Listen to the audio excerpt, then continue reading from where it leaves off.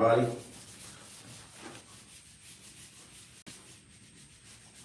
welcome to my live stream on the BRRRR method. I did a whole video and didn't notice the camera wasn't on. Let me double check to make sure if it's on now.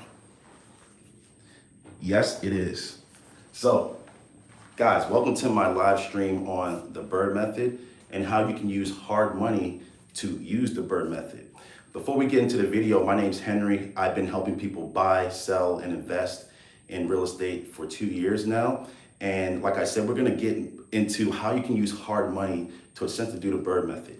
Now, if you don't know what the BRRRR method is, the BRRRR method is an acronym, which is a long-term play in real estate where investors use to buy real estate for long-term rentals, okay? Now, the B stands for buy, the R stands for rehab, the second R stands for rent, the third R stands for refinance, and the last R stands for repeat. So with the buy, right, you need to buy the property at a discount. That's the only way the BRRRR method is going to work. And that's if you buy the property at a discount. Normally you want to look for distressed properties because those are only properties that sellers will be okay selling their property for a discount. Now you want to go for a 30% discount, right? So that you can, of course, leave some room for your holding fees and, of course, refinance the property out.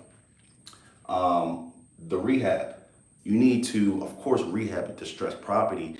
And when you rehab a distressed property, what you then do is boost the value, which is called forced appreciation, right? So when you rehab a property, like I said, you're forcing the appreciation, which helps a appraiser go ahead and do an appraisal, compare apples to apples, compare your property to other properties, and then give the bank a new value of what your property is worth. And of course, we'll get into the refinance. I'll hold that off for the refinance, right? Then you want to rent the property. Now, it's super important that you know the rent comps in your area as well, because you need to rent this property for more than what the bank's mortgage payment will be, right? Because if you rent the property out, right, because you're gonna rent the property before you refinance, before you even know what your mortgage is. You need to rent the property out at a price where you know it's high enough to cover the debt from your mortgage. A lot of people rent the property out, and then when they come to refinance, they find out that they're having negative cash flow. And who wants to have a property that has negative cash flow? No one does, right? So the refinance, this is a super key part of the BRRRR strategy, right? It's the refinance, right?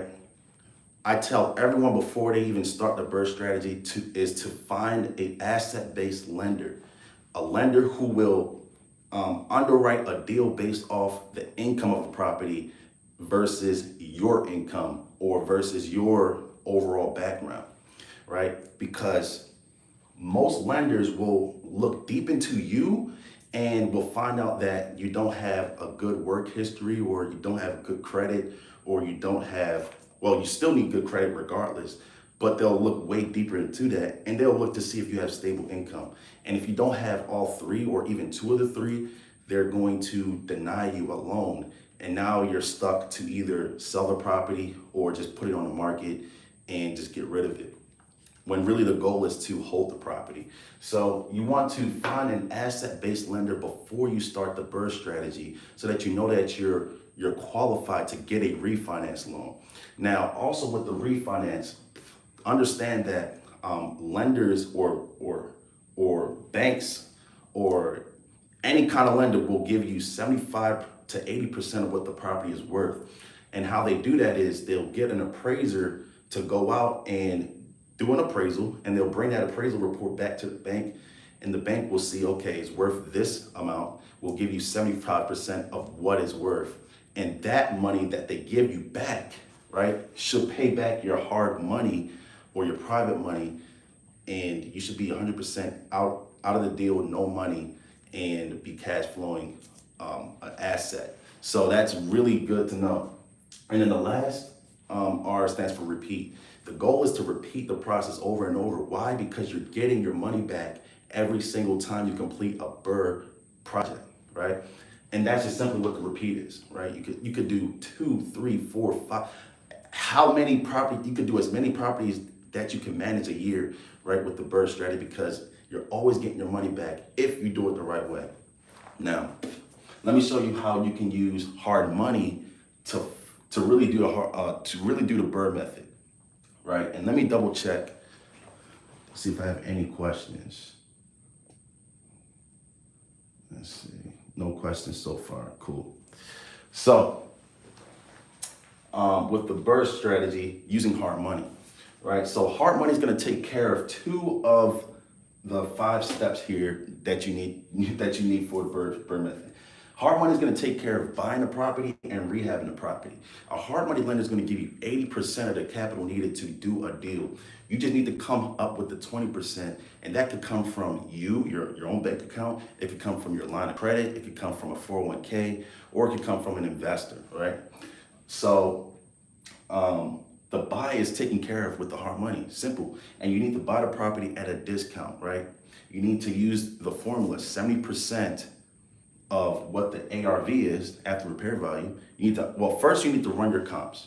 You need to run your comps, understand how much this property can be worth, right? Then when you find what it's worth, you need to multiply what it's worth by 70% and then subtract the rehab cost. And that's gonna give you your buy price. And that's what you're gonna do. That's it, the buy price. The hard money lender is gonna fund 100% of the rehab. So that's taken care of too as well. Like I said, rehabbing the property is going to boost the value, right? Which then you can take to a bank or a lender and they will cash you out 75 to 80% of what the property is worth, right? Now, with the hard money, let me actually just do an example. Let's just say the ARV in the area is 250,000, right? And let's say we do our math, $250,000 times 70%, that is $175,000. Cool. That's $175,000. Let's say it needs $60,000 worth of work. Your total buy price should be $115,000.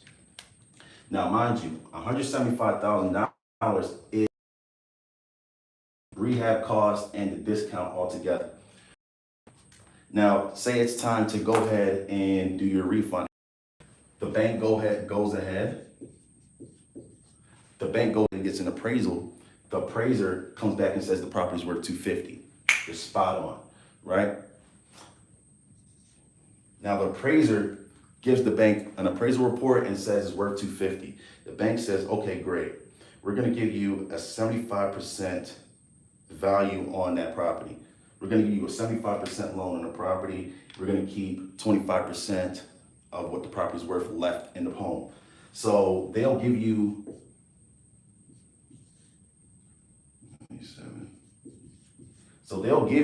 $187,500, right? Back as like a cashier's check. And what you can use that $187,000 for is to pay back your hard money lender ASAP, pay them back ASAP. And you pay back the hard money lender pretty much the cost to buy and the cost to rehab, which is $175,000. What does that leave? That leaves a $12,500 spread. Now that $12,500 spread, let me tell you where that comes from.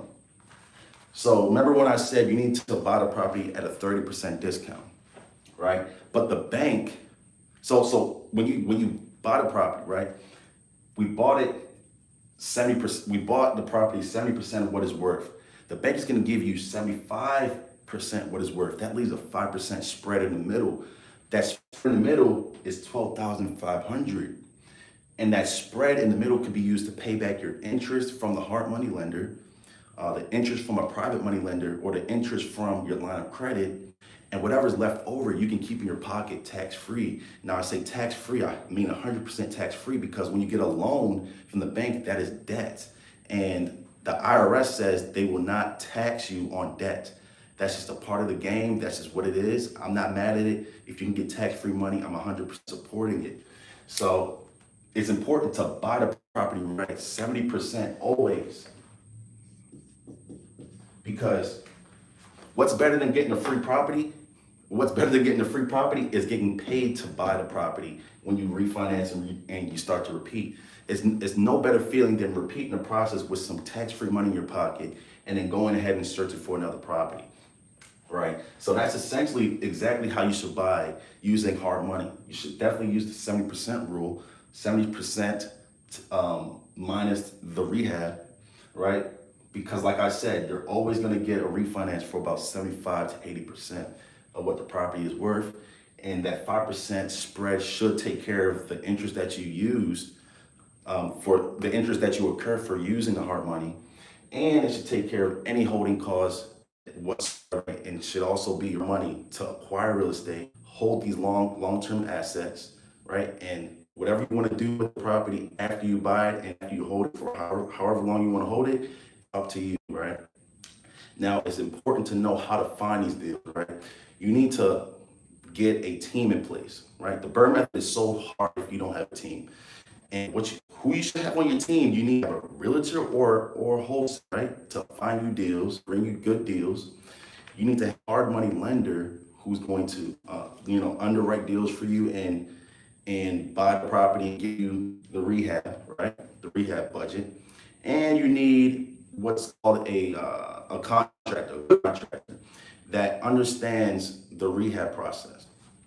Because some people listen to their contractors, and when a contractor says, "Are you rehabbing this property for rental or are you rehabbing it for flip?" And when you tell them you're rehabbing it for rental, they're not going to put the finishes that you need to get that value, right? They're not going to give you the finishes that you need to give you that value that you need to pull that refinance to get that money back. So you need to understand that when it comes to rehab, you need to make sure you're looking at the sold comps and you want to duplicate what you see. If you see granite countertops in the comps, you need to put granite countertops in the comps. If you see stainless steel appliances, you need to put stainless steel appliances. If you see a finished basement, you need to finish the basement. You just simply need to copycat what other investors have already done, because that's what the appraiser is going to do their appraisal based off of. They don't look at properties that are still on the market. They don't look at rental comps. They look at what has recently sold in the last 90 days that are essentially a half mile or a mile away from your property.